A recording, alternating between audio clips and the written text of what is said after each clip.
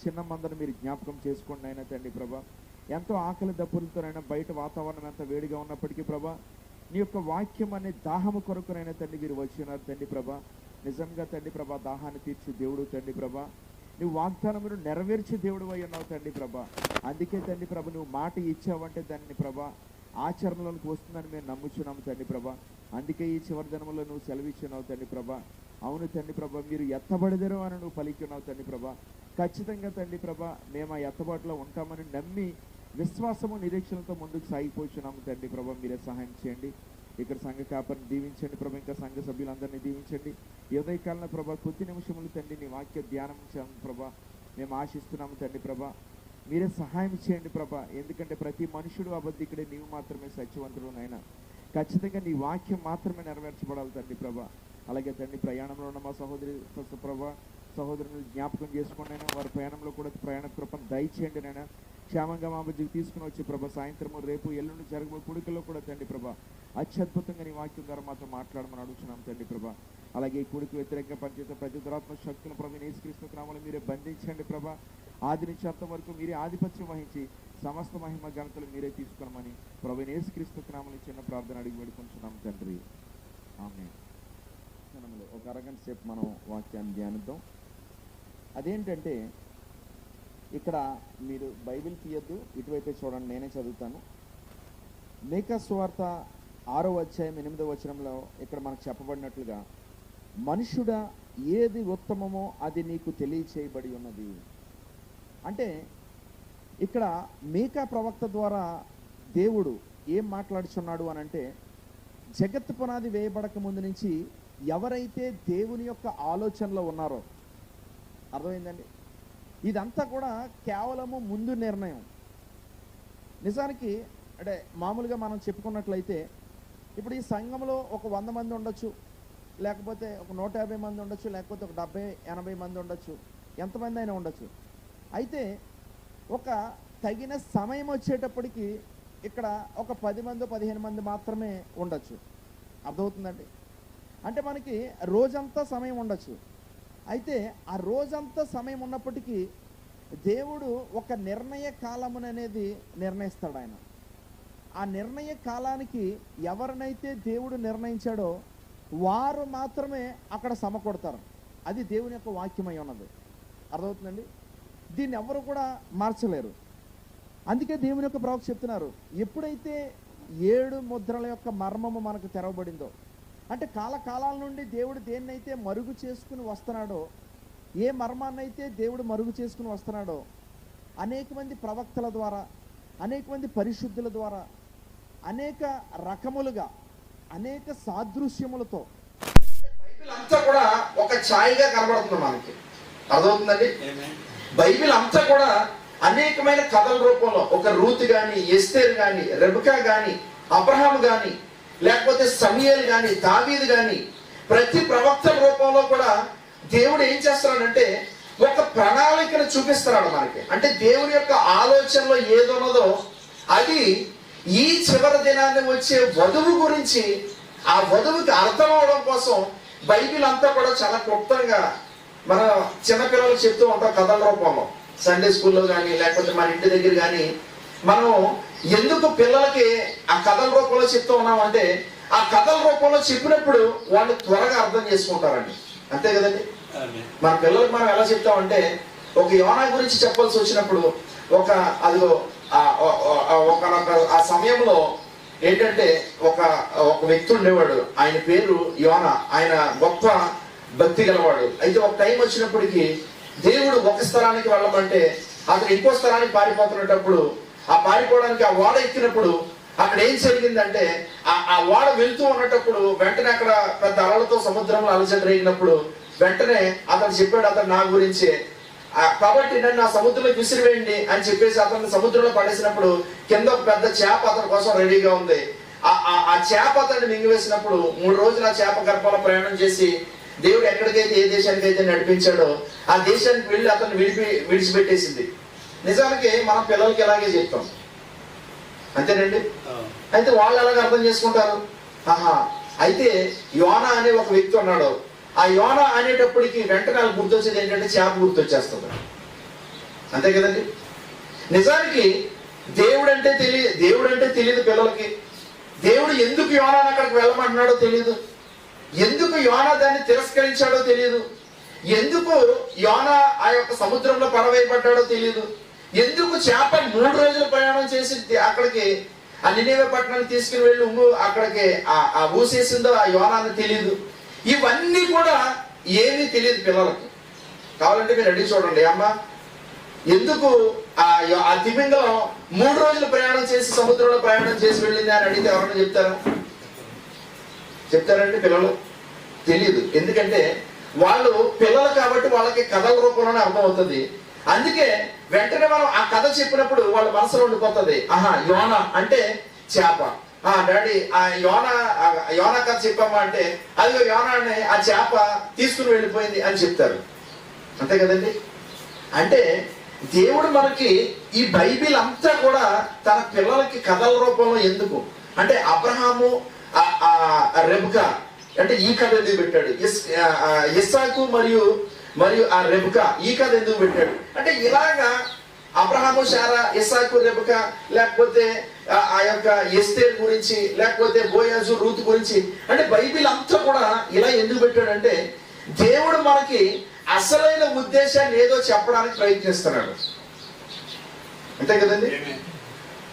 అయితే ప్రవక్త చెప్తున్నారు, దేవుడు దేన్నైతే మరుగు చేసుకుని వచ్చాడో అంటే కథల రూపంలో చెప్పుకుని వచ్చాడో దాని యొక్క సారాంశాన్ని ఈ చివరి దినాల్లో 7 ముద్రలు తెరచుట ద్వారా దాన్ని మనకు బయలుపరిచాడు. అర్థమవుతుందండి. అంటే ఇక్కడ మేకా ఏం చెప్తున్నాడంటే ఏది ఉత్తమమో అది మీకు తెలియచేయబడింది. అంటే ఈరోజు మనకు తెలియచేయబడింది ఏంటంటే పర్ఫెక్ట్. ఇంగ్లీష్ లో ఏమైనా ఉందంటే పర్ఫెక్ట్ అంటే పరిపూర్ణమైనది లేక ఉత్తమమైనది. అర్థమవుతుందండి. అంటే ఇప్పటి వరకు ప్రభు నాకు అది తెలియదు, లేకపోతే ప్రభు నాకు ఇది తెలియదు, లేకపోతే ప్రభు నాకు అది తెలియదు అని చెప్పడానికి లేదు. అంతే కదండి.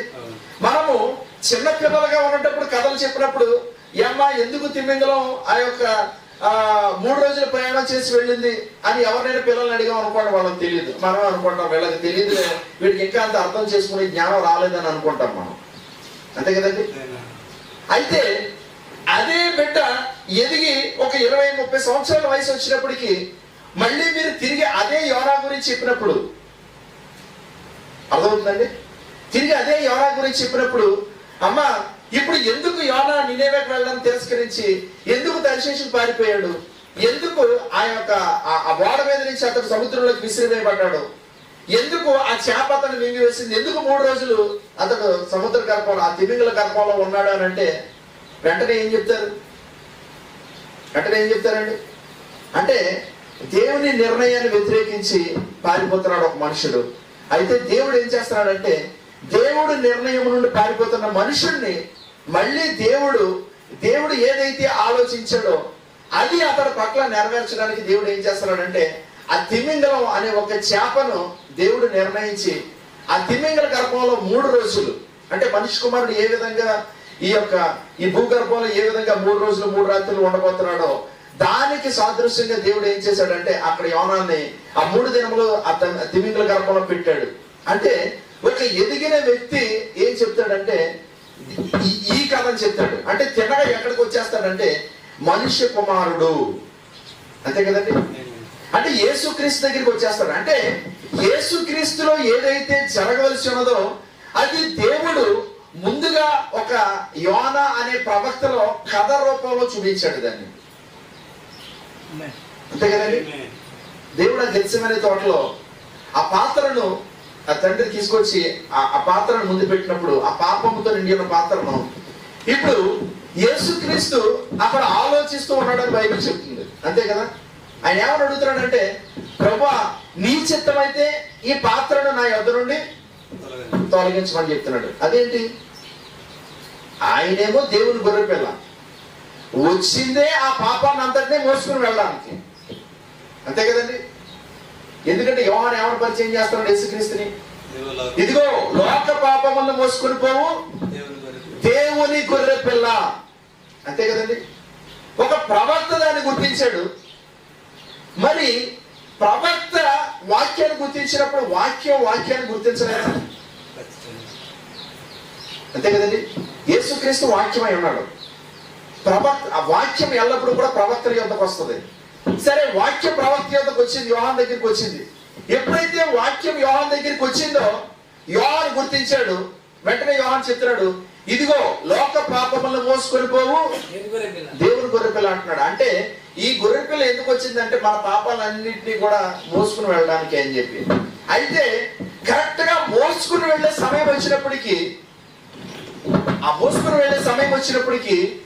ఇప్పుడు ఈ గొర్రెపిల్ల ఏం చెప్తుందంటే, ప్రభువా నీ చిత్తమైతే ఈ పాత్ర నా యొద్ద నుండి తొలగించమని. అదేంటి, యేసుకు తెలియదా పాత్రను తాగాలని? తెలుసా తెలీదండి? అంటే ఏం చేయాలో యేసుకి తెలుసు. అయితే సరైన సమయం అనేది వచ్చినప్పటికీ ఇప్పుడు ఆయనలో కూడా ఒక రకమైన భయం. అంటే యేసుక్రీస్తు భయం అని చెప్పలేం, కానీ ప్రభువా ఇది నీ చిత్తమా కాదా? ఎందుకంటే అది త్రాగితే ఏమవుతుందో తెలుసు. ఎందుకంటే ఆయన పరిపూర్ణంగా ఆత్మ ద్వారా నింపబడి ఉన్నాడు కాబట్టి. ఈ మాటను నేను ఎందుకు చెప్తున్నానంటే, అంటే దేవుడు ప్రతి దానిని కూడా కథల రూపంలో కానీ, సాదృశ్య రూపంలో కానీ, ఛాయల రూపంలో కానీ దేవుడు ఈ ధర్మశాస్త్రం ద్వారా దేవుడు మనకి ఎందుకు బయలుపరిచాడంటే, ఒక ఉత్తమమైనది రాబోతూ ఉన్నది. అంతే కదండి. అంటే ఒక అసలైనది రాబోతూ ఉన్నది.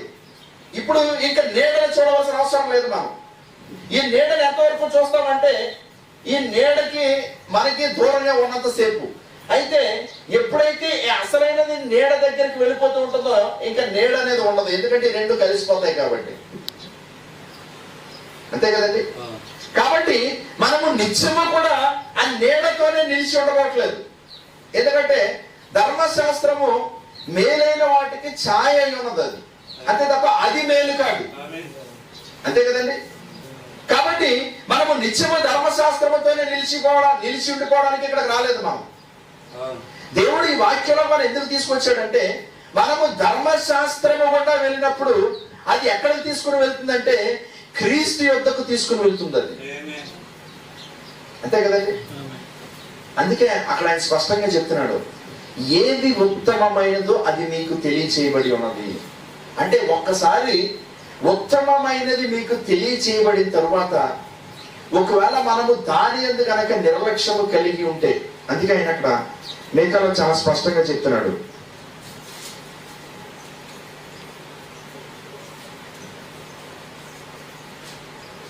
మనుషుడా ఏది ఉత్తమమో అది నీకు తెలియచేయబడి ఉన్నది. న్యాయముగా నడుచుకునుటయు, కనికరమును ప్రేమించుటయు, దేన మనసు కలిగి నీ దేవుని ఎదుట ప్రవర్తించుటయు, ఇంతే కదా యెహోవా నిన్ను అడుగుచున్నాడు. అంతేనండి. దేవుడు ఏమన్నా 40 సంవత్సరాలు మీరు అరణ్యంలో తిరిగి రండి అంటున్నాడు మిమ్మల్ని? ఏమండి, దేవుడు ఏమన్నా 40 సంవత్సరాలు మీరు కూడా ఆ ఇశ్రాయేలీయుల అరణ్యంలో తిరిగినట్టు తిరగమంటున్నాడు మనల్ని? లేకపోతే ఏదో సంఘ శాఖల వారు చేస్తున్నట్లు 40 రోజులు ఆగకుండా 40 రోజులు ఉపవాసం చేయండి అని చెప్తున్నాడా? సంవత్సరానికి 2 సార్లు చెప్తున్నాడండి? లేకపోతే మీరు అది ఆ ఆచారాలు, లేకపోతే ఆ పండగలు, ఈ పండగలు, ఇవన్నీ చేయమని చెప్తున్నాడా? ఏమీ చెప్పట్లేదు. ఆయన ఏం చెప్తున్నాడంటే, ఏది ఉత్తమమో అది నీకు తెలియచేయబడి ఉన్నది, న్యాయముగా నడుచుకున్నటయు. ఎందుకంటే ఇప్పుడు ఇక్కడే అసలైనది వస్తుంది. ఇది ఏంటంటే, ఏది ఉత్తమమో మీకు ఎందుకు తెలియచేయబడిందంటే, ఒకసారి ఉత్తమమైనది తెలియచేయబడిన తర్వాత దారిని గనక మనం మీరితే ఆటోమేటిక్ గా శిక్షలోకి వెళ్ళిపోతాం మనం. అంతేనండి. శిక్ష ఎలా వస్తుందంటే, పని కట్టుకుని ఎవరో వచ్చి శిక్ష విధించరు మీకు. అంతే కదండి. ఇప్పుడు ఇక్కడ ఏదైనా ఒక పాయిజన్ బాటిల్, ఏదైనా విషం బాటిల్ ఏదైనా ఇక్కడ పెట్టుకుందాం. మనం ఏం చెప్తామంటే, బాబు ఇది తాగద్దు అని చెప్తాం మనం. ఎందుకంటే అది విషం అని చెప్తాం మనం. అయినా కూడా ఎవరైనా తీసుకుని త్రాగారు అనుకోండి, ఇదిగో నువ్వు ఇది విషం తాగే వరక నువ్వు చచ్చిపోతావు అని ఎవరైనా చెప్పాలా? మళ్ళీ వెళ్ళి చెప్పక్కర్లేదు. తాగిన వెంటనే అతనే చచ్చిపోతాడు. అంతే కదండి. నా మాట అర్థమైందని మీకు అనుకుంటున్నాను. అంటే ఎప్పుడైతే అక్కడ ఆ విషం పెట్టినప్పుడు ఆ విషము నువ్వు త్రాగావో, త్రాగిన వెంటనే నువ్వు ఆ శిక్షకు లోనైపోతున్నావు ఆటోమేటిక్ గా. అంతే తప్ప మరొకరు వచ్చి ఇదిగో నేను తాగొద్దని చెప్పాను కదా, కాబట్టి నువ్వు ఖచ్చితంగా ఇది తాగావు కాబట్టి ఇప్పుడు నువ్వు చచ్చిపోతావని చెప్పక్కర్లేదు. ఇతను చెప్పడానికి ముందే అతను చచ్చిపోయి ఉంటాడు. అంతే కదండి, దేవుడు కూడా చెప్తుంది అదే. అంటే ఏది ఉత్తమమో ఎందుకు మనకు తెలియజేయబడింది? అసలు దేవుడు మనల్ని మొట్టమొదటిగా ఎందుకు ఎన్నుకున్నాడంటే, దేవుడు అనాది సంకల్పంలో మన ఎందుకు ఒక ఆలోచన కలిగి ఉన్నాడు. అర్థమవుతుందండి? ఇదిగో ఫలానా వారు, లేకపోతే ఫలానా వారు, ఫలానా వారు అని దేవుడు ప్రత్యేకించి ఎన్నుకొని ఉన్నాడు. ఎందుకు అని అంటే కనుక వీళ్ళు నా బిడ్డలు, నా రక్త సంబంధులు కాబట్టి. అంతే కదండి. దేవుడికి మనం వచ్చి ఉన్న ఒకే ఒక సంబంధం ఏంటంటే రక్త సంబంధం. అంతేనండి. మీరెక్కడో వాజేడులో ఉన్నారు, మేమెక్కడో రాజమండ్రిలో ఉన్నాం, సహోదరుడు వాళ్ళు ఎక్కడో హైదరాబాద్ లో ఉన్నారు, ఇంకో సహోదరుడు చెన్నైలో ఉన్నాడు, ఆ సహోదరుడు గుంటూరులో ఉన్నాడు. మనల్ని కలిపింది ఏంటి? మనకి ఏమన్నా చుట్టాలు, లేకపోతే మీరు ఏమన్నా బంధువులా? మనందరం ఏమన్నా బంధువులుమా? మనమందరం ఏమన్నా బంధువులు అండి? అంటే మనందరికీ ఉన్న ఒకే ఒక్క సంబంధం ఏంటంటే రక్త సంబంధం. అంతేనండి. మనం ఆటోమేటిక్ గా ఏదైనా మన ఇంట్లో ఏదైనా పెళ్లి జరిగినప్పుడు, లేకపోతే ఇంకోటి ఏదైనా కార్యక్రమం జరిగినప్పుడు మనం ఎలా చూస్తూ ఉంటాం అంటే అందరు కుటుంబం అంతా కూడా ఒక చోట సమకూడితే అంటే ఎంతో ఆనందంగా అనిపిస్తూ ఉంటుంది. అంతే కదండి. ఏదైనా అలా ఎప్పుడు జరుగుతుంటదంటే ఏదైనా పెళ్లి జరిగినప్పుడు, ఏదైనా కార్యక్రమం జరిగినప్పుడు, ఏదైనా విందు జరిగినప్పుడు, అలాంటప్పుడే బంధువులు అందరూ కూడా ఒకే చోట సమకూడతారు. ఎందుకంటే అలా సమకూడినప్పుడు ఏదో తెలియని ఆనందం ఉంటుంది. అంతేనండి. ఎందుకంటే వాళ్ళ లోపల ఒక రక్త సంబంధం ఉంది కాబట్టి. ఇదిగో ఇది నా కుటుంబం. అంతేనండి. ఇదిగో వాళ్ళ అన్నగారి బిడ్డలు ఎవరైనా చిన్నపిల్లలు అక్కడ ఆడుకుంటున్నప్పుడు నిజానికి వాళ్ళు మన బిడ్డలు కాదు, మన అన్నగారి బిడ్డ ఎవరో అయి ఉండొచ్చు, మన అన్నగారి పిల్లలు ఎవరో అయినా వాళ్ళు ఆడుకుంటున్నప్పుడు ఇద్దరి రక్తం ఒకటే కాబట్టి అది ఎలా ఉంటుందంటే మనం సంతోషిస్తూ ఉంటాం. అందరినీ ఒకసారి చూసినప్పుడు, ఆ పెళ్లిలోనే లేకపోతే అందరిని ఒకేసారి చూసినప్పుడు ఎంతో సంతోషం కలుగుతూ ఉంటుంది. అంతే కదండి. అది భౌతికమైన రక్త సంబంధం. అది మరి ఆత్మీయమైన రక్త సంబంధంకి వచ్చినప్పుడు మనము యేసుక్రీస్తు ద్వారా మనము బంధువులమై ఉన్నాం. ఆయన రక్తము ద్వారా మనము రక్త సంబంధులమై ఉన్నాం. మరి అలాంటప్పుడు ఒక యేసుక్రీస్తు రక్తము ద్వారా మన అందరం బంధువులమైనప్పుడు మన అందరం కలుసుకున్నప్పుడు, మొదటి సంఘకాలంలో మీరు చూసినట్లయితే పౌలు అక్కడ ప్రసంగించి వెళ్ళిపోతున్నప్పుడు వాళ్ళు విడిచిపెట్టలేక వాళ్ళందరూ కూడా ఏడుస్తూ పౌలు వెనకాల వెళ్ళిపోతూ ఉన్నప్పుడు, అదిగో మిమ్మల్ని తిమోతి వచ్చి మిమ్మల్ని ఆదరిస్తాడు, అదిగో కొద్ది కాలంలో మళ్ళీ అదిగో వేరే వాళ్ళు వస్తారు అని చెప్పేసి వాళ్ళు అలా చెప్పేసి విడిచిపెట్టి వెళ్ళేంత పరిస్థితి ఉంది. ఎందుకంటే వాళ్ళు ఏదో బంధువులని కాదండి, వాళ్ళు వాక్యముతో సంబంధులై ఉన్నారు. వాళ్ళు అదవుతుందండి. ఇదంతా కూడా అసలు ఈ ఉత్తమమైనది తెలియచేయడానికి ముందే జరుగుతుంది. ఇదంతా కూడా కానీ ఇక్కడ బైబిల్ చెప్తుంది ఏది ఉత్తమమైనదో అది నీకు తెలియచేయబడింది. మరి అసలు రక్త సంబంధం ఏంటో మనకు తెలియపరిచిన తర్వాత ఒకవేళ నిజంగా మనం దాన్ని తృణీకరించినట్లయితే, అంతే కదండి, మన ఇంట్లో ఏదో వివాహం జరుగుతుందనో లేకపోతే ఇంకో కార్యక్రమం జరుగుతుందనో మనం ఆనందంగా వెళ్ళిపోతున్నప్పుడు ఇది ఏంటంటే యేసుక్రీస్తు యొక్క వివాహం. ఇది ఈ మీటింగ్ ఏదో మామూలు మీటింగ్ అనుకుంటున్నారు మీరు. చెన్నై నుంచి సహోదరుడు పని లేక పరిగెట్టుకుని వస్తున్నాడు, లేకపోతే సునీల్ బ్రదర్ ఖాళీ లేక పిలవగానే పరిగెట్టుకు వచ్చేసారని మీరు అనుకుంటున్నారేమో. అంతేనండి. అంటే ఒక మీటింగ్ ఏర్పాటు చేయబడుతుందంటే ఇక్కడ ఇది మీటింగ్ కాదు. మానవుల దృష్టికి ఇది మీటింగ్, కానీ దేవుని దృష్టికి ఏంటంటే వాక్యముతో ఐక్యమవుట. మీరెవరు? వాక్యం. ఇక్కడ ప్రసంగిస్తున్నది ఏంటి? వాక్యం. అంటే ఈ వాక్యము ఎప్పుడైతే వాక్యముతో చెత్తపడుతుందో అదే వివాహం. అంటే ప్రవక్త చెప్పారు ఎత్తబాటు అంటే మరి ఏంటో కాదు, వాక్యముతో ఐక్యమవుతే ఎత్తబాటు అంటే. అంతేనండి.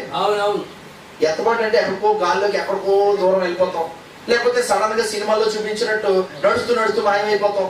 ఇది కాదు. ఇది అన్ని అవ్వాలంటే ముందు మీరు వాక్యం అవ్వాలి. ఎందుకంటే ఆయన వాక్యమై ఉన్నాడు, ఆయన వాక్యంగా వచ్చాడు. మీరు వాక్యంగా మారినప్పుడు ఈ వాక్యం ఎప్పుడైతే ఈ వాక్యాన్ని కలుస్తుందో అదే వివాహము, లేకపోతే ఎత్తబడ్డాడు. మరి ఆయన వాక్యంగా దిగొచ్చాడు, పరిపూర్ణమైన వాక్యంగా. అంటే అందులో ఎటువంటి కొరత లేదు అందులోని. ఎందుకంటే లోదర్ కాలంలో అయితే కొంత వాక్యం తీసుకొచ్చాడు, లేకపోతే వెస్లీ కాలంలో కొంత వాక్యం ఉంది, లేకపోతే పౌలు కాలంలో కొంత వాక్యం ఉంది. కానీ ఇప్పుడు ఈ కాలంలో అయితే ఇది సంపూర్ణమైన వాక్యం అంటాడు. అంటే 100% వాక్యం ఇది. ప్రభా ఇది కొరత కొంది, ఇది నాకు తెలియదు అనడానికి లేదు. ఇంకే ఇక్కడ ప్రభా ఇది నాకు తెలియదు అనడానికి లేదు. అందుకే ఆయన చెప్తున్నాడు ఏది ఉత్తమమైనదో, అంటే ఇది ఉత్తమమైనది లేకపోతే ఇది పరిపూర్ణమైనది అని ఎప్పుడు చెప్తామంటే అది పరిపూర్ణంగా ఉన్నప్పుడు చెప్తాం. దాంట్లో కొరతగా ఉన్నప్పుడు అది పరిపూర్ణమని చెప్పం మనం. ఎందుకంటే బైబిల్ చెప్తుంది పూర్ణమైనది వచ్చినప్పుడు పూర్ణము కానిది తొలగిపోను, లేకపోతే నిరర్థకం అయిపోతుంది అని చెప్తున్నాడు. అంతే కదండి. అంటే ఇది పూర్ణము కానిది ఉన్నది ఎప్పటి వరకు. అయితే ఎప్పుడైతే పూర్ణమైనది వచ్చిందో అది ఆటోమేటిక్ గా తీర్చేస్తుంది. అంతేనండి. మళ్ళీ ప్రత్యేకించి ఎవరో వచ్చి తీర్చక్కలేదు. అందుకే ఆ మార్కు సువార్తలో మనం చదువుకున్నాం, నీ చేయి నిన్ను అభ్యంతర పరిచిన యెడల దానిని నరికివేయము. నేను చాలాసార్లు అనుకుంటూ ఉండేవాడిని చిన్నప్పుడు బైబిల్ చదువుతున్నప్పుడు, ప్రభువా ఏంటి మన చెయ్యి నరికేసుకోమంటున్నాడు, మన చెయ్యి మన మాట వినకపోతే మన చెయ్యి నరికేసుకోమంటున్నాడు. ఒకవేళ కన్ను అభ్యంతర పరిస్తే కన్ను తీసే నిజంగానే ఆలోచించేవాడిని అండి నేను. అందుకే బలిపీఠం మీద నేను చెప్తున్నాను. అర్థమవుతుందండి. ఇక్కడ బలిపీఠం నుంచి అంటే ఇది అబద్ధాలు లేకపోతే మన ఊహలు చెప్పడానికి కాదండి, వాస్తవమైనది మాట్లాడుకోవాలి. అందుకే చెప్తున్నాను, నీ చేయి నిన్ను అభ్యంతర పరిచిన యెడల దానిని నరికివేయము. మార్కు సువార్త 9వ అధ్యాయం. నీవు 2 చేతులు కలిగి నరకములోనికి ఆరని అగ్నిలోనికి పోవుట కంటే అంగహీనుడవై జీవములో ప్రవేశించుట మేలు. బైబిల్ ఎంత స్పష్టంగా చెప్తుందో చూడండి. అంటే ఇది క్రీస్తు యొక్క శరీరం గురించి మాట్లాడుతుంది. అంతే కదండి. అంటే మనం అందరం కూడా క్రీస్తు శరీరంలో భాగమై ఉన్నాం. ఇప్పుడు ఇదంతా కూడా క్రీస్తు శరీరమై ఉన్నది. ఉదాహరణకు తీసుకుందాం, ఇప్పుడు ఇదే నా శరీరం ఉంది. ఇప్పుడు నా శరీరంలో ఈ చేయి పనిచేయట్లేదు, దీనికి పక్షవాతం వచ్చింది. శరీరం అంతా పనిచేస్తుంది, ఈ చేయి పనిచేయట్లేదు. ఇప్పుడు ఈ చేయి శరీరానికి భారమా కదా? భారమేనండి. ఎందుకు? చేయి పనిచేయట్లేదు కాబట్టి. అంతే కదండి. ఎందుకు పని చేయట్లేదు అని అంటే కనుక దీంట్లో రక్త ప్రసరణ లేదు. ఎందుకు పక్షవాతం వస్తుందంటే రక్త ప్రసరణ లేక. అంతేనండి. అందుకే చాలా జాగ్రత్తగా గమనించండి. ఎప్పుడు ఏ చేయి అంటే శరీరంలో ఏ చేయి అయినా ఎందుకు పని చేయదు, లేకపోతే ఏ అవయవమైనా ఎందుకు పని చేయదు అని అంటే కనుక దాంట్లో రక్త ప్రసరణ లేక. ఆ రక్తం ఏంటంటే జీవమై ఉన్నది. అదే బైబిల్ చెప్తుంది అది పరిశుద్ధాత్మయ్య ఉన్నది అని. అంటే ఈ క్రీస్తు యొక్క శరీరంలో పరిపూర్ణంగా శరీరం అంతా కూడా ఒకరితో ఒకడు సహకరించుకుంటూ ముందుకు కదలాలి. ఇదే యేసు క్రీస్తు యొక్క శరీరం అంటే. దానికి సాదృశ్యంగానే మనం ఈ శరీరంగా ఇక్కడ సమపడుతున్నాం, స్థానిక సంఘంగా. అంతే కదండి. ఇది సంఘం అని పిలుస్తున్నాం, కానీ దాన్ని అయితే శరీరం అని పిలుస్తున్నాం. అంతే కదండి. అంటే ఆ యేసు క్రీస్తు యొక్క మర్మయుక్తమైన శరీరము దేనికి సాదృశ్యంగా ఉన్నది అని అంటే ఇదిగో ఈ సంఘానికి సాదృశ్యంగా ఉన్నది. అంటే ప్రతి స్థానిక సంఘము కూడా యేసు క్రీస్తు యొక్క మర్మయుక్తమైన శరీరానికి సాదృశ్యంగా ఉన్నది. అందుకే అక్కడ ఆయన చెప్తున్నాడు, ఒకవేళ నీ చేయి నిన్ను అభ్యంతర పరిచిన యెడల దానిని నరికివేయి. నీవు 2 చేతులు కలిగి నరకములోని ఆరని అగ్నిలోనికి పోవట కంటే అంగహీనుడవ జీవంలో ప్రవేశించడం మేలు. అంటే దేవుడు ఏం చెప్తున్నాడంటే, సాధారణంగా మనం ఏం ప్రార్థిస్తూ ఉంటామంటే సంఘంలో ఒక కాపరిగా మనకు ఆశ ఉంటుంది, లేకపోతే ఒక సహోదరుడిగా మనకు ఆశ ఉంటుంది. ప్రభా నాతో పాటు వస్తున్న వీళ్ళందరూ కూడా ఎత్తబాటులోకి రావాలి అని మనం ప్రార్థన చేస్తూ ఉంటాం. అంతే కదండి. ప్రార్థన చేస్తూ ఉంటాం మనం. కానీ బైబిల్ ఏం చెప్తుందంటే యెహోషువ కాలేబులు వాళ్ళు ఎప్పుడైతే వాళ్ళ ప్రయాణాన్ని ప్రారంభించారో, వాళ్ళు ఎప్పుడైతే వాగ్దాన దేశం యొక్క ఫలాన్ని రుచి చూడడానికి వెళ్ళారో, ఆ సమాచారాన్ని తీసుకుని వచ్చినప్పుడు 10 మంది ప్రభువా మేము దాన్ని చేయలేము అని చెప్తున్నారు. వాళ్ళు అంతేనండి. వాళ్ళు మోషే దగ్గరికి వచ్చి, మోషే మనం దాన్ని ఎదుర్కోలేము, ఎందుకంటే ఇది చాలా కష్టం ఇది. కానీ వీళ్ళది ఏమంటున్నారు అని అంటే కనుక అది కష్టం కాదు, అది మనం జయించగలము అని చెప్తున్నారు. ఏంటి వాళ్ళకి వీళ్ళకి ఉన్న తేడా ఏంటి?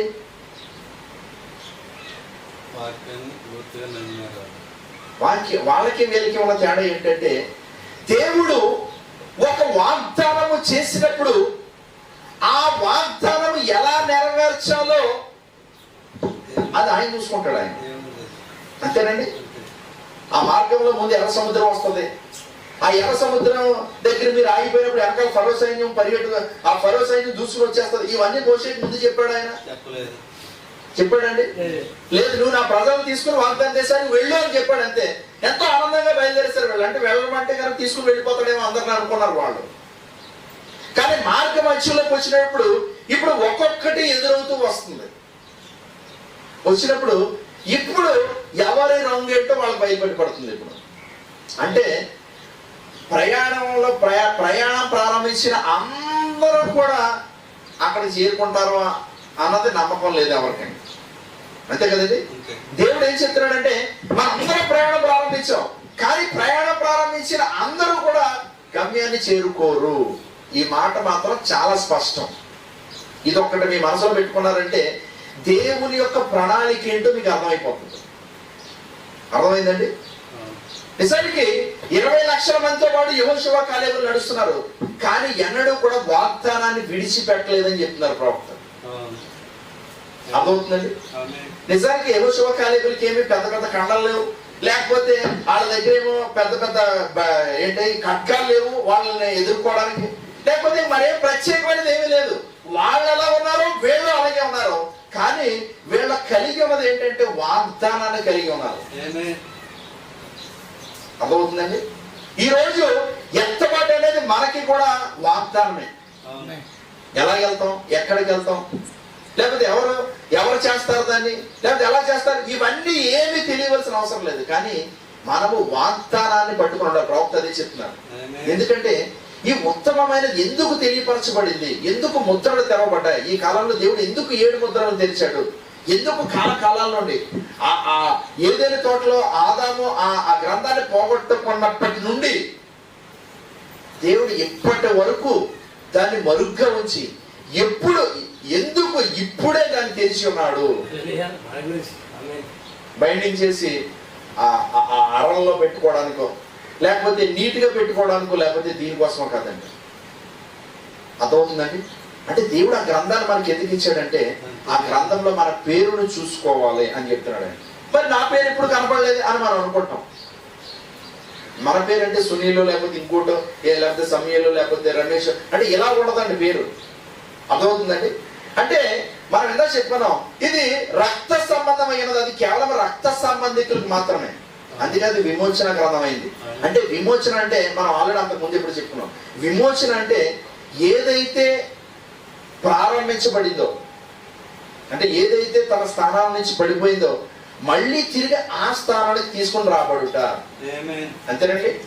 అంటే ఇక్కడ అందరినీ తీసుకురాడు, అందరినీ తీసుకొస్తారని చెప్పట్లేదు ఆయన.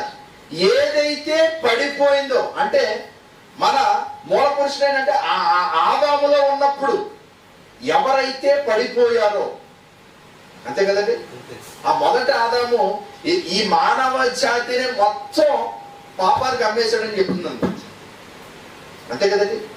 పడిపోయింది ఒకే మానవుడు ఆదాము, కానీ మానవ జాతిని అంతటినీ పాపానికి అమ్మేశాడని చెప్పింది. అదే మరి మనందరం ఎలా పడ్డాం? ఒక ఆదాము ద్వారానే మనందరం పడిపోయాం, అంతే కదండి. ఒక ఆదాము అవ్వల ద్వారానే మనందరం పడిపోయాం. కానీ వాళ్ళు చేసిన తప్పిదాన్ని బట్టి మొత్తం అందరూ కూడా పాపానికి అమ్మివేయబడ్డాం. అయితే ఒక్క మానవుడు చేసిన కార్యాన్ని బట్టి, అదే యేసుక్రీస్తు, మళ్ళీ తిరిగి మన అందరం కూడా యథాస్థానానికి వచ్చేసాం మళ్ళీ, అంతేనండి. ఆ ప్రణాళికను బయలుపరచడానికే దేవుడు ఏంటంటే ఈ 7 ముద్రల గ్రంథాన్ని ఆయన తెరిచి ఉన్నాడు. ఎందుకు 7 ముద్రల గ్రంథాన్ని తెరిచి ఉన్నాడు అని అంటే ఒక్కసారి ఉత్తమమైనది మనకి తెలియచేయబడినప్పుడు ఇంకా దాంట్లో ఎటువంటి కొరత లేదు. ప్రభా నాకు అది తెలియదు, ప్రభా నాకు ఇది తెలియదు, లేకపోతే ప్రభా నాకు అది తెలియదు అంటే ఇంకా ఈ మాటలు చెప్పడానికి లేదు. ఎవరు ఏ భాగం వాళ్ళ భాగానికి వెళ్ళిపోతారు. ఇక్కడ ఏంటంటే జీవము వేరు చేయబడుచున్నది. ఎందుకంటే అక్కడ ఆ ఏదైనా తోటలో జీవము కలుషితం అయిపోయింది, అంతే కదండి. మానవుల్లోనికి జంతువు యొక్క రక్తం వచ్చి కలిసిపోయింది. ఇప్పుడు దేవుడు ఏం చేయాలి? మళ్ళీ జీవాన్ని వేరు చేయాలి, అంతేనండి. జీవాన్ని వేరు చేయాలంటే ఆ యొక్క జీవానికి కర్తే రావాలి. అందుకే ఆ 7 ముద్రల గ్రంథాన్ని ఆయన తీసుకుని వచ్చినాడు. అందుకే ఇక్కడ చెప్తున్నాడు చూడండి, నీ చేయి నిన్ను అభ్యంతర పరిచిన యెడల దానిని నరికివేయము. చాలా స్పష్టమైంది. ఏంటి? మన చెయ్యి నా చెయ్యి నాకు అభ్యంతర పరిస్తే నా చెయ్యి నరికేసుకోమని చెప్తున్నాడు. ఒకసారి ఎవరైనా చేసి చూడండి.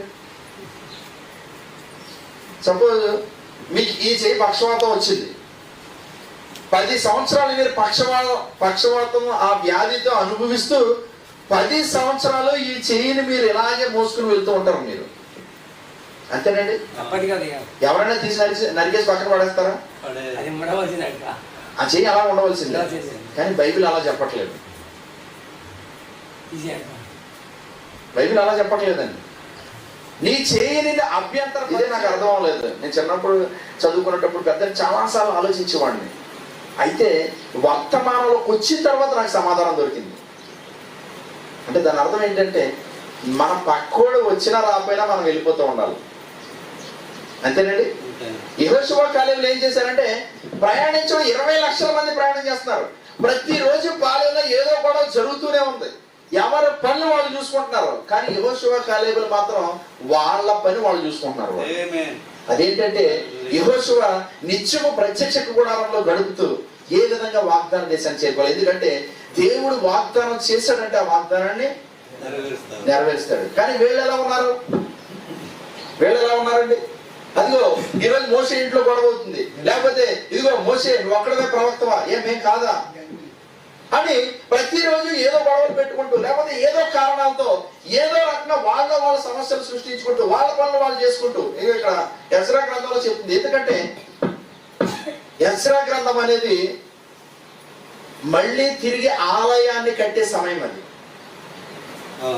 అంతేనండి. ఎజ్రా ఇప్పుడు వాళ్ళు ఎప్పుడైతే అక్కడ సొలొమోను యొక్క మందిరాన్ని పడగొట్టేశారో మళ్ళీ తిరిగి దేవుడు ఆ కోరేష్ కాలంలో ఏం చేస్తున్నాడంటే మళ్ళీ ఒక వ్యక్తిని ప్రేరేపించి ఆ మందిరాన్ని కట్టడానికి అనుమతినిస్తున్నాడు. అప్పుడు కొంతమంది ఎవరైతే దాహం కలిగి ఉన్నారో, అవును ఆ మందిరం మళ్ళీ కట్టబడాలి, దేవుని మహిమ మళ్ళీ మందిరంలోకి దిగి రావాలి అని ఆశతోటి ఆ మందిరం మళ్ళీ నిర్మించబడడానికి దేవుడు కొంతమందిని ముందుగానే నిర్ణయించాడు ఆల్రెడీ.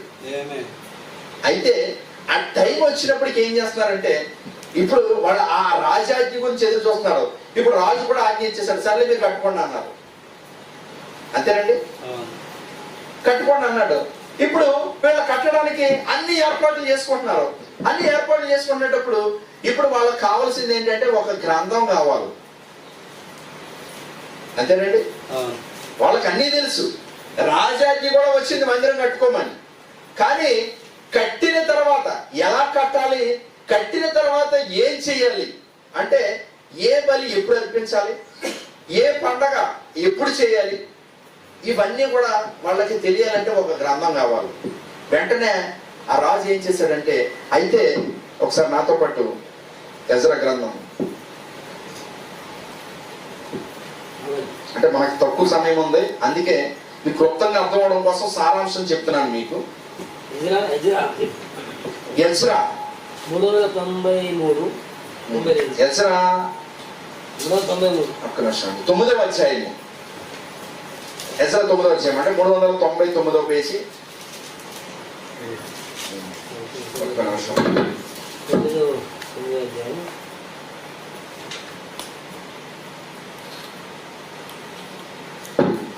అధ్యాయం ఒక్క నిమిషం.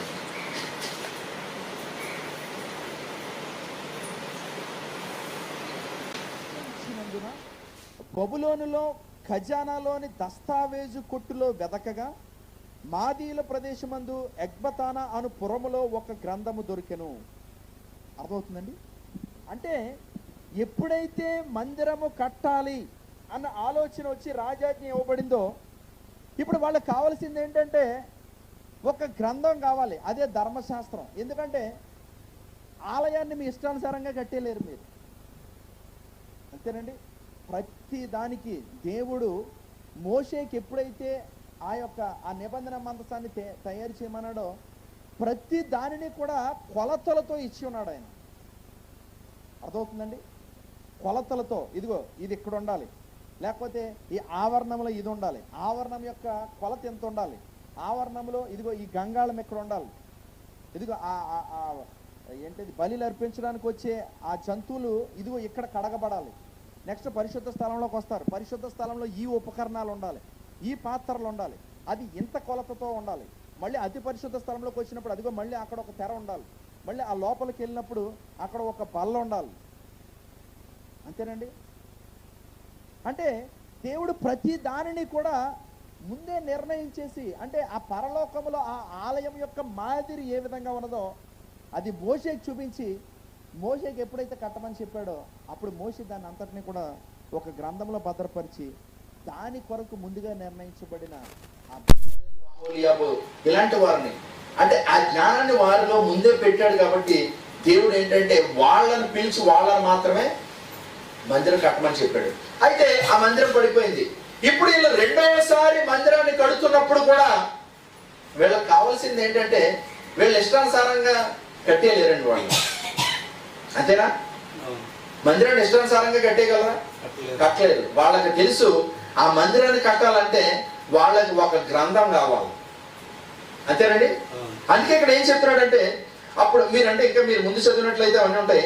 ఇక్కడ ఇప్పుడు వాళ్ళు ఎప్పుడైతే రాజుకు వచ్చి చెప్పారో అప్పుడు రాజు అయిన దర్యావేషు ఆజ్ఞ ఇచ్చినందున బబులోనులో ఖజానాలోని దస్తావేజు కొట్టలేదు. ఎందుకంటే వీళ్ళు ఎప్పుడైతే ఆ బబులోనులోనికి చెరపెట్టబడ్డానికి తీసుకుని వెళ్ళిపోతారో మొత్తం అక్కడ ఉన్నాయి అన్ని కూడా మూట కట్టుకుని తెచ్చేసి ఎక్కడ ఒక కొట్లో పడేశారు వీళ్ళందరూ. అంతేనండి? వీళ్ళు బబులోనులోకి చెరలోకి కొనుక్కోబడుతున్నప్పుడు ఏం చేశారంటే మొత్తం ఆ యెరూషలేములో ఉన్నాయన్నీ కూడా మూట కట్టుకుని వచ్చేసి వాళ్ళు ఎక్కడో ఆ కొట్లో పడేశారు. అందుకే అక్కడ చెప్తున్నాడు, బబులోనులో ఖజానాలోని దస్తావేజు కొట్టులో వెదకగా మాదీయుల ప్రదేశమందు, ఇప్పుడు అక్కడ రాయబడి ఉన్నారు ఏమనంటే మాదీయుల ప్రదేశమందు ఎక్బతానా అనే పురములో ఒక గ్రంథము దొరికాను. అలా వెతుకుతూ ప్రతి దస్తావేజు కొట్టులను వాళ్ళు వెతుకుతున్నప్పుడు ప్రత్యేకించి ఒక స్థలములో ఆ గ్రంథం దొరికింది వాళ్ళకి. అర్థమైందండి? ఇప్పుడు ఆ గ్రంథాన్ని బట్టే వాళ్ళు ఏం చేశారంటే ఆ ఆలయాన్ని కట్టడం, నెక్స్ట్ ఏ సమయంలో ఏ బలి అర్పించాలి, ఏ పండుగ చేయాలి, మీరు ఇంకా ఆ 6, 7, 8, 9 వచనాలు ఇవన్నీ కూడా అధ్యాయాలు మీరు చదివినప్పుడు ఇవన్నీ కూడా ఆ గ్రంథాన్ని బట్టి వాళ్ళు ముందుకు సాగుతూ ఉండడం తెలిసింది. అయితే నేను డైరెక్ట్ గా 9వ అధ్యాయానికి వచ్చేస్తున్నాను. ఆ 9వ అధ్యాయం మనం ఒకసారి 399.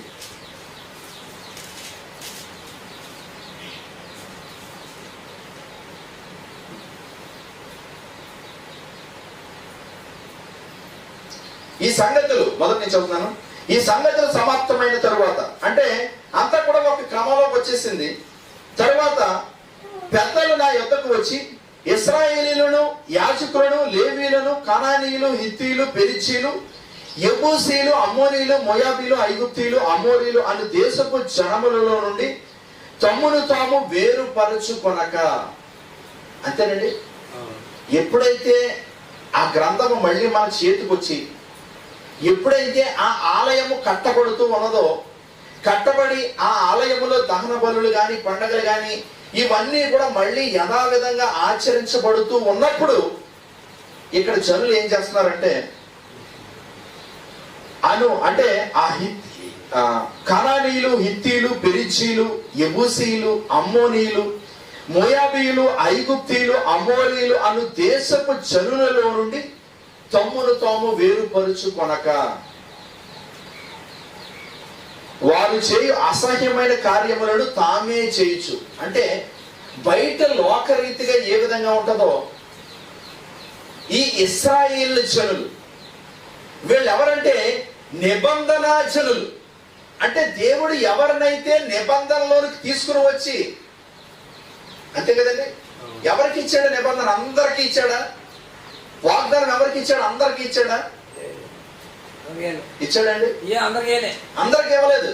ప్రత్యేకించి కొంతమంది జనులను మాత్రమే ఏర్పరచుకున్నాడు. అందుకే ఆయన ఏం చేస్తున్నాడంటే ఆ సంతతిని అక్కడ ఆ శేషాన్ని మిగులుస్తూ వస్తూ ఉన్నాడు, ఆ తరం నాశనం అయిపోకుండా. అందుకే మీరు చూసినట్లయితే ప్రతి అంటే ఎలా ఉంటుందంటే నాసిజం, ఫ్యాసిజం అని ప్రవక్త చెప్తూ ఉంటారు. సంఘకాలాల గురించి మాట్లాడినప్పుడు ఆయన దాని గురించి మాట్లాడుతున్నారు. అంటే ఈ యొక్క మన ప్రపంచంలో మనం చూసినట్లయితే అనేకమైన ఇజాలు బయలుదేరాయి. ఇజములు అంటే కనుక జర్మన్లందరూ కలిపి నాసిజం, అంటే అది ఒక జాతిని తయారు చేసుకున్నారు వాళ్ళు. అర్థమవుతుందండి. తర్వాత ఈ యొక్క ఫ్యాసిజం అనేది ఫ్రాన్స్, ఈ పక్క ఐరోపా దేశాలన్నీ కలిపి ఫ్యాసిజం అని దాన్ని తయారు చేసుకున్నారు. ఇలాగా కమ్యూనిజం అని, అంటే ఎవరైతే దేవుడిని నమ్మరో, అంటే ఈ కమ్యూనిస్టు వాదులు, వీళ్ళందరూ కలిపి కమ్యూనిజం అనే దాన్ని తయారు చేసుకున్నారు. అంటే ప్రతి ఒక్కరూ కూడా తమ తమ జాతి ముందుగా ఉండాలి, మేమే ప్రధానులము అని చెప్పుకోవడానికి ప్రయత్నించారు. అర్థమవుతుందండి. అంటే దేవుని ప్రవక్త చెప్తున్నారు, ఎవరైతే తమ జాతి ప్రధానంగా ఉండాలి అని ఎవరైతే ప్రయత్నించారో దేవుడు అవన్నీ కూడా పడగొట్టిస్తాడు. అంతే కదండి. ఈరోజు మీరు నాసిజాన్ని వెతికితే ప్రపంచంలో ఎక్కడా లేదు, ఫ్యాసిజం అని వెతికితే ప్రపంచంలో ఎక్కడా లేదు. అలాగే ఈరోజు మీరు భవిష్యత్తులో మీరు ఇప్పుడు కమ్యూనిజం పరిపాలిస్తూ ఉంది. చైనా కానీ, రష్యా కానీ, ఇలాంటి పెద్ద పెద్ద దేశాలు, దక్షిణ కొరియా, ఉత్తర కొరియా, మొత్తం ప్రపంచంలో అనేకమైన ప్రాంతాల్లో ఈ కమ్యూనిజం అనేది పరిపాలిస్తూ ఉన్నది. అయితే ఈ కమ్యూనిజం అనేది కూడా దేవుని చేతిలో ఆయుధం అని చెప్పారు ప్రవక్త. నిజానికి వీళ్ళందరూ దేవుడిని నమ్మరు, అయినా కూడా దేవుడు వాళ్ళని ఇంకా ఎందుకు ఉంచుతున్నాడు అని అంటే కనుక రోము మీద తీర్పు తీసుకురావడానికి అని చెప్తున్నారు ప్రవక్త. అదవుతుందండి. అంటే రోముని తీర్పు తీర్చడానికి, ఆ రోముకి తీర్పు తీర్చడానికి ఈ కమ్యూనిజం అనే ఆయుధంగా వాడుకుంటూ ఉన్నాడు ఆయన. అర్థమైందండి. కాబట్టి ఒకరోజు ఈ కమ్యూనిజం కూడా ముగింపుకు వచ్చేస్తుంది. కాబట్టి ఇవన్నీ కూడా ఒకరోజు అంతమైపోతూ ఉన్నాయి. అలాగే జూడాయిజం అంటే యోధా మతం 2000 సంవత్సరాల క్రితము వాళ్ళు ఎప్పుడైతే బబులోనులోనికి చెరపట్టబడ్డారో, అంటే ఎప్పుడైతే బబులోనులోనికి తీసుకొని వెళ్ళిపోబడ్డారో, అయితే ఆ సమయంలో వాళ్ళందరూ అనుకున్నారు ఇంకా యోధా మతం అనేది కనుమరుగు అయిపోయింది అని అనుకున్నారు. కానీ 2000 సంవత్సరాల తర్వాత 1948లో మే నెలలో ఎప్పుడైతే ప్రవక్త యుద్ధకు ఆ గ్రీన్స్ మిల్ ఇండియానాలో ఎప్పుడైతే ప్రవక్త యుద్ధకు ఆ దూత దిగి వచ్చిందో, దాని తర్వాత రోజు మళ్ళీ ఇశ్రాయేలు ఒక దేశం కింద ఆ దేశ పతాకాన్ని వాళ్ళు ఎగరవేయడం అనేది జరిగింది. అంటే వాళ్ళు ఏదైతే కనుమరుగు అయిపోయింది యోధా మతం అని వాళ్ళు అనుకున్నారో, అర్థమైందండి. దేవుడు దాన్ని ఏం చేశాడంటే 2000 సంవత్సరాల తర్వాత మళ్ళీ దాన్ని తిరిగి తీసుకొని రావడం జరిగింది. అంటే నిజమైన విత్తనం కనుమరుగు అవుతుంది ఎక్కడన్నా? అర్థమవుతుందండి. ఈ మధ్యలో వీళ్ళు అనుకున్నారు ఏంటి, ఈ నాసిజం కానీ, లేకపోతే ఫ్యాసిజం కానీ, లేకపోతే కమ్యూనిజం కానీ ఇవి నిజమైనవి, మేము నిజమైన వాళ్ళమని వాళ్ళు నిరూపిద్దాం అనుకున్నారు. కానీ దేవుడు దాన్ని నిరూపించాడా? కొంతకాలం పనిచేసేవి. కానీ అసలైనది యోధా మతం, అది 2000 సంవత్సరాల తర్వాత కూడా అందరూ కనుమరుగైపోయింది. ఇంకా యోధా మతం అనేది లేదు, యేసుక్రీస్తు దేవుడు కాదు అని రుజువు చేయాలనుకున్నారు. కానీ విత్తనములో జీవం ఉంటే అది 2000 సంవత్సరాలు కాదు, ఇంకొక 4000 సంవత్సరాల తర్వాత అయినా అందులో ఉన్న జీవం బయటకు వచ్చేస్తుంది. ఎందుకంటే దాంట్లో జీవం ఉంది కాబట్టి. అందుకే ఆయన ఇక్కడ చెప్తున్నాడు. అంటే వాళ్ళు బబులోనులోనికి కొనుక్కోబడేటప్పటికీ కూడా ఆ జీవము ఇలాంటి ఎజ్రా, నెహెమ్యా, లేకపోతే ఇలాంటి వాళ్ళలో కొంతమందిలో ఆ జీవాన్ని పెట్టాడు. కాబట్టి వాళ్ళు మళ్ళీ తిరిగి మేము దేవాలయం కట్టి, మళ్ళీ తిరిగి దహన బలులు అర్పించి, మళ్ళీ ఈ యొక్క నియామక కాలాలను కనుక మేము ఆచరిస్తే మళ్ళీ తిరిగి మా దేవుని యొక్క మహిమ ఆ మందిరంలో దిగి వస్తుందని వీళ్ళందరూ కష్టపడుతున్నారు. ఒక పక్కన వీళ్ళు ఏం చేస్తున్నారు, జనములో నుండి తమ్మును తాము వేరుపరచుకోనక. అంటే దేవుడు ఎప్పుడైతే ఈ వర్తమానంలోకి వచ్చేసాడో మనల్ని పూర్తిగా ఈ లోకాచారాల నుండి మనల్ని పూర్తిగా వేరు చేశాడు. అయితే వీళ్ళు ఏం చేస్తున్నారంటే తమ్మును తాము వేరుపరచుకోనక అసహ్యమైన కార్యములు తామే చేయొచ్చు, వారి కుమార్తెలను పెళ్లి చేసుకోవచ్చు, తమ కుమారులను తీసుకోవచ్చు. పరిశుద్ధ సంతతిగా ఉండవలసిన తాము ఆ దేశపు జనులతో కలిసి కొనిన వారైరి. అంటే దేవుడేమో వీళ్ళని పరిశుద్ధమైన సంతతిగా ఉండమని చెప్తున్నాడు. అందరి నుండి వేరుపరుచుకొని మీరు ఒక పరిశుద్ధమైన సంతతిగా ఉండండి. ఎందుకంటే మీరు పరిశుద్ధమైన సంతతిగా ఉన్నప్పుడే నేను నా మహిమను మీకు చూపించుకోనగలను. అంతే కదండి. వీళ్ళందరూ ఎందుకు చేస్తున్నారు? ఏ మహిమ అయితే ఆ మందిరంలో ఏ మహిమ అయితే వాళ్ళు కోల్పోయారో మళ్ళీ తిరిగి మందిరంలో వాళ్ళు నిర్మించి మళ్ళీ ఆ దహన బలులు లేకపోతే ఆ బలులు అన్నిటిని ఆచరించి ఇవన్నీ చేసినప్పుడు వాళ్ళు ఆ మహిమ మళ్ళీ మీ మధ్యన నేను తీసుకొస్తానని చెప్తున్నాడు. అంతే కదండి. అందుకే హోషేలని చెప్తున్నాడు ఏంటది ఆ మొదటి మందిరం కన్నా కడవరి మందిరం యొక్క మహిమ ఇంకా అధికంగా ఉంటుందని చెప్తున్నాడు. ఎందుకంటే ఈ చివరిసారి వచ్చేది ఇది మామూలు మహిమ కాదండి. ఇది అంతేనండి. ఇది ఈ మహిమ ఏ విధంగా ఉండబోతుందంటే మనల్ని కనురెప్పపాటు కాలంలో ఈ లోకాల నుంచి తీసుకుని వెళ్ళిపోబోతుగా ఉండబోతుంది. అంతేనండి. మరి అలాంటప్పుడు ఎంత పరిశుద్ధమైన సంతతిగా ఉండాలి మనం. అంతేనండి. నేను పరిశుద్ధుని కాబట్టి మీరు కూడా పరిశుద్ధంగా ఉండండి అని చెప్తున్నాడు. ఎందుకు ఆ ధర్మశాస్త్ర గ్రంథాన్ని ఇచ్చాడు ఆయన? ఎందుకు ఆ గ్రంథం కోసం వెతికారు వాళ్ళు? ఆ గ్రంథం యొక్క ప్రాముఖ్యత ఏంటి? ఎందుకు దేవుడు ఎప్పుడు ఏదైనా తోటలో ఆ ఆదాం పడిపోయిన దగ్గర నుండి ఆ గ్రంథాన్ని దాచి దేవుడు చివరి దినాలు ఎందుకు ఇచ్చాడు? ఎందుకంటే ఆ గ్రంథం అంత ప్రాముఖ్యమైనది. ఆ గ్రంథం మనల్ని ఒక పరిశుద్ధమైన సంతతిగా ఉంచబోతూ ఉన్నది. అది అంతేనండి. మనం ఇంకా ముగించుకుందాం. అయితే వీళ్ళు ఏంటంటే తమను తాము వేరు చేసుకోనక అసహ్యమైన కార్యములు చేయొచ్చు, దేవుడికి ఇష్టం లేని కార్యాలు అవి చేస్తూ తాము ఆ దేశపు జనులతో కలుసుకుని వారి ఈ అపరాధము చేసిన వారిలో పెద్దలను అధికారులను నిజముగా ముఖ్యులై ఉండరని చెప్పాను. అంటే ఈ తప్పులు చేస్తున్న వారు ఎవరంటే పెద్దలు, అధికారులు. అంటే నిజంగా ఎవరైతే ఇతరులకు మాదిరిగా ఉండవలసిన వారై ఉన్నారో, ఎవరికి ముఖ్యులై ఉన్నారో వాళ్ళు చేస్తున్నారు ఈ కార్యాలన్నీ. అప్పుడు ఎజ్రా ఏం చేస్తున్నాడంటే అక్కడ చెరపట్టుబడిన వారి అపరాధములు చూచి నిజానికి వీళ్ళు విడిపించబడ్డారా? నిజానికి వాళ్ళు విడిపించబడ్డారా అండి? లేదు, వాళ్ళు చెరలోనే ఉన్నారు. అయితే ఈ చెరపట్టబడిన వారి పరిస్థితిని చూసి అక్కడ ఏం చేస్తాడంటే అపరాధములు చూసి ఇశ్రాయేలు దేవుని మాటకు భయపడని వారందరూ నా యొద్దకు భయపడిన వారందరూ నా యొద్దకు వచ్చారు. అంటే ఎవరిలో అయితే భయం ఉందో, అంటే ఎవరిలో అయితే దేవుని యొక్క భయము ఉన్నదో వాళ్ళందరూ ఏం చేస్తారంటే ఇప్పుడు ఒక చోటకు వచ్చి వాళ్ళందరూ కూడా ఆ ఎజ్రాతో పాటు వాళ్ళు దేవుని యొక్క భయభక్తులు కలిగి ఉన్నారు కాబట్టి వాళ్ళందరూ ఏం చేస్తున్నారంటే వాళ్ళందరూ ఒక చోటకి కూడి వచ్చారు. నేను విభ్రాంతపడి సాయంత్రపు అర్పణ వేళ వరకు కూర్చుంటుని సాయంత్రపు అర్పణ వేళను శ్రమ తిరగానే లేచి నా వస్త్రమును పైదుపటిని చింపుకొని మోకాళ్ళ మీద పడి నా దేవుడిని యెహోవా తట్టు చేతులెత్తి నా దేవా నా దేవా నా ముఖము నీ వైపు ఎత్తుకున్నట్టుకు సిగ్గుపడి కిన్నుడనై ఉన్నాను. అంటే ఇప్పుడు ఎజ్రా ఎవరు ప్రార్థన చేస్తున్నాడంటే, ఎందుకంటే ఎజ్రాకు తెలుసు ఎప్పుడైతే ఆ గ్రంథం వచ్చి ఆ గ్రంథము ఎప్పుడైతే వీళ్ళు ఏమి చేయాలో, వీళ్ళు ఎంత పరిశుద్ధంగా ఉండాలో, ఎంత పరిశుద్ధమైన సంతతిగా ఉండాలో అది వాళ్ళు చెప్పిందో వీళ్ళందరూ కూడా ఆ విధంగా ఉండట్లేదు అని అది చూసినప్పుడు ఎవరైతే దేవుని యందు భయభక్తులు కలిగి ఉన్నారో ఆ భయపడిన వాళ్ళందరూ కూడా ఎజ్రా దగ్గర పరిగెత్తుకుని వచ్చినప్పుడు ఇప్పుడు ఎజ్రా ఆ ఈవినింగ్ సాక్రిఫైస్ ఆ సాయంత్రపు బలి అర్పణ వేళ వాళ్ళు అక్కడికి వచ్చి ఇప్పుడు వాళ్ళు ఏం చేస్తున్నారంటే అందరూ కలిపి దేవుడి దగ్గర మొరపెడుతున్నారు, నా దేవా నా దేవా నేను సిగ్గుపడి కిన్నుడనై ఉన్నాను అని చెప్తున్నాడు అక్కడ ఎజ్రా. ఎందుకంటే ఇవన్నీ కూడా మేము చేయవలసిన కార్యాలు కాదు ప్రభువా, మేము మా కుమార్తెలను వారికి ఇవ్వాల్సిన వాళ్ళం కాదు, మా కుమారులను వీళ్ళకి ఇవ్వాల్సిన కాదు, లేకపోతే మేము వారి నుండి పూర్తిగా వేరుపరుచుకోవాలి. Total separation. దేవుడు ఏం చెప్తున్నాడంటే పరిపూర్ణంగా వేరుపరుచుకోవాలి. ఇప్పటి వరకు మనం ఎన్ని నాటకాలు ఆడినా పర్వాలేదు, కానీ గ్రంథము తెరవబడిన తర్వాత after opening of the 7 seals అంటే ఈ గ్రంథము తెరవబడిన తర్వాత ఒకవేళ మనము పరిశుద్ధమైన సంతతిగా ఉండకపోతే, మనల్ని మనం పూర్తిగా వేరుపరుచుకోనకపోతే అక్కడ దేవుడు ఆ ఎజ్రా చెప్తున్నాడు ఎవరైతే దేవుని యందు భయపడ్డారో వాళ్ళందరూ కూడా ఒక చోటకు వచ్చి వాళ్ళందరూ కూడా దేవునికి మొరపెడుతూ ఉన్నారు, నా దేవా నా దేవా నా ముఖము నీ వైపు ఎత్తుకొనుటకు సిగ్గుపడికినండి. అంటే ప్రభు అసలు మా ముఖం మీకు చూపించడానికి కూడా మాకు సిగ్గుగా ఉన్నది. అర్థమవుతుందండి? దేవుడు వదులుతున్నాడండి వారిని? దేవుడు వదులుతున్నాడండి?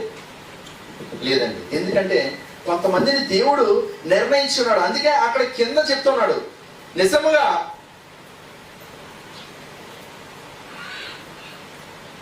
8వ వచనం, అయితే ఇప్పుడు మా దేవుడు మా నేత్రములకు వెలిగించి మా దాస్యములో మమ్మల్ని కొంచెము తెప్పరిలా చేయనట్లుగాను, మాలో ఒక శేషము ఉండనిచ్చినట్లుగాను, తన పరిశుద్ధ స్థలమందు మమ్మల్ని స్థిరపరిచినట్లుగాను మా దేవుడైన యెహోవా కొంత మట్టుకు మా ఎడల దయ చూపి ఉన్నాడు.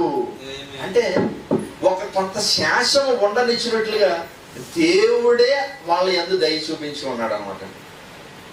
నేను అందుకే ఎంత చెప్పాను, సంఘంలో 100 మంది ఉంటే 100 మంది వెళ్ళిపోరు. సంఘంలో 200 మంది ఉంటే 200 మంది వెళ్ళిపోరండి. దేవుడికి తెలుసు ఆ సంఘంలో ఎంతమంది వెళ్తారో. అందుకే మనం చెప్పుకున్నాం ఇందాక. అందుకే ఇది మర్మయుక్తమైన క్రీస్తు యొక్క శరీరానికి, అంటే the mystical body of Jesus Christ కి ఈ సంఘం సాదృశ్యంగా ఉన్నది. అందుకే అక్కడ మార్క్స్ వార్తలు మనం చూసాం, ఒకవేళ నీ చేయి నిన్ను అభ్యంతరపరిచిన యెడల దాన్ని నరికి వేయమని చెప్తున్నాడు. నరికి వేయడం అంటే చాలా కష్టం, అంతేనండి? నరికి వేయడం అంటే చాలా కష్టం. ఒక పక్షవాతం, ఇందాక మనం చెప్పుకున్నాం, పక్షవాతం వచ్చిన వాడిని నీ చెయ్యి అలాగే శరీరానికి ఉపయోగపడలేదు కదా, నరికేయమని చెప్పండి. 10 సంవత్సరాలు పక్షపాతంతో బాధపడుతున్నా ఆ చెయ్యిని అలాగే మోసుకెళ్తాడు తప్ప నరికివేయడు. కానీ బైబిల్ చెప్తుంది నరికివేయమని చెప్తుంది. అందుకే బైబిల్ అంత స్పష్టంగా ఉన్నది. అందుకే మనం ఆ వచనం చెప్పుకొని ముగించేద్దాం ఇంకా, ఎందుకంటే సహోదరులు కూడా వచ్చేసారు. 49వ వచనం, మార్కు సువార్త 9వ అధ్యాయం 49వ వచనం. ఎందుకంటే పైన చదువుకున్నాం. అంటే నీ కన్ను నిన్ను అభ్యంతరపరిచిన యెడల, నీ చేయి నిన్ను అభ్యంతరపరిచిన యెడల నరికివేయమని చెప్తున్నాడు. ఉప్పు మంచిదే కానీ ఉప్పు నిస్సారమైన యెడల దేని వలన మీరు దానికి సారం కలుగజేస్తారు? నిజానికి ఉప్పు మంచిదే కానీ రుచి లేదు, అంతేనండి? సంఘానికి వచ్చే వాళ్ళందరూ మంచివాళ్ళే కానీ రుచి లేదు వారిలో. రుచి లేని ఉప్పుని దేంట్లో వాడతారు మీరు? రుచి లేని ఉప్పుని దేనికి వాడతారండి? అసలు మనం ఉప్పు వేసేదే రుచి గురించి, అంతే కదండి? కూర సరిగ్గా లేదనుకోండి, దాంట్లో కొంచెం ఉప్పు కలిపమ్మా అంటాం. ఎందుకు? ఉప్పు కలిపితే టేస్ట్ వచ్చేస్తుంది. అందుకే ఇక్కడ చెప్తున్నాడు ఉప్పు మంచిదే కానీ నిస్సారమైనది. అంటే సారం లేదు, దాంట్లో టేస్ట్ లేదు. అలాంటి ఉప్పు మనకెందుకు? అందుకే ఆయన చెప్తున్నాడు అక్కడ, మీలో మీరు ఉప్పు సారము గలవారై ఉండి ఒకరితో ఒకరు సమాధానంగా ఉండి. అంటే మీరు ఎలా ఉండాలంటే సారము కలిగి, అంటే ఎప్పుడైతే రుచి ఉంటుందో ఆ రుచి కలిగి ఒకరితో ఒకరు సమాధానంగా ఉండండి. అంతే కదండి? అందరికీ ఉండదు ఇది, ఎందుకంటే ఆయన క్లియర్గా చెప్పేస్తున్నాడు, అందరికీ ఉండదు ఇది. కానీ ఏదైతే ఉప్పు కలిగి రుచి కలిగిందో, సారం కలిగిందో, మీరు మాత్రం ఒకరితో ఒకరు సమాధానంగా ఉండండి. ఎందుకంటే మీరే కావాలి నాకు, అందరు కాదు, అంతేనండి? సంఘంలో 100 మంది ఉంటే 100 మంది అవసరం లేదు దేవుడికి. ఎవరైతే నిస్సారం అంటే సారము కలిగి, అంటే రుచి కలిగి ఉంటారో. అందుకే ఇందాక మనం చెప్పుకున్నాం, అంటే ఏమంటారు దాన్ని, ఈ శరీరానికి ఈ చెయ్యి పక్షవాతం వచ్చింది అనుకోండి, దీంట్లో రక్త ప్రసరణ లేనది అని అర్థం. అంటే రక్తం ప్రసరించట్లేదు. రక్తం అంటే ఏంటి?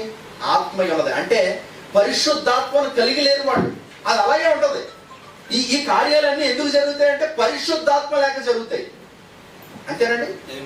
ఈ చెయ్యి ఎందుకు పని చేయట్లేదు? రక్త ప్రసరణ లేదు కాబట్టి. పక్షవాతం ఎందుకు వస్తుంది అంటే ఈ చెయ్యికి రక్త ప్రసరణ లేదు. ఎక్కడ వరకే రక్తం ప్రసరిస్తుంది, ఎక్కడి నుంచి ప్రసరించట్లేదు. అదే ఈరోజు రక్తం ఏంటంటే ఆత్మయ ఉన్నది. అంటే ఇది పరిశుద్ధాత్మ లేదు కాబట్టే వీళ్ళు మీతో పాటు పాలు పంచుకోలేకపోతున్నారు వాళ్ళు, అంతేనండి? అందుకే మనం అక్కడ చూసాం కదా, వాళ్ళు ఏంటంటే అధిపతులు, ముఖ్యులు, పెద్దలు, వీళ్ళు ఇతరులకు మాదిరిగా ఉండవలసిన వారై ఉండగా వీళ్ళు కూడా ఆ కనానీలు, హిత్తీలు, యెబూసీలు వీళ్ళు ఏం చేస్తున్నారో వీళ్ళు కూడా అదే కార్యాలు, తమ కుమార్తెలు వారికి ఇచ్చుకొని, తమ కుమారులు వారికి ఇచ్చుకొని, లేకపోతే ఈ లోక కార్యాల్లో మునిగిపోయి వాళ్ళు అక్కడ ఆనందిస్తూ ఉన్నారు.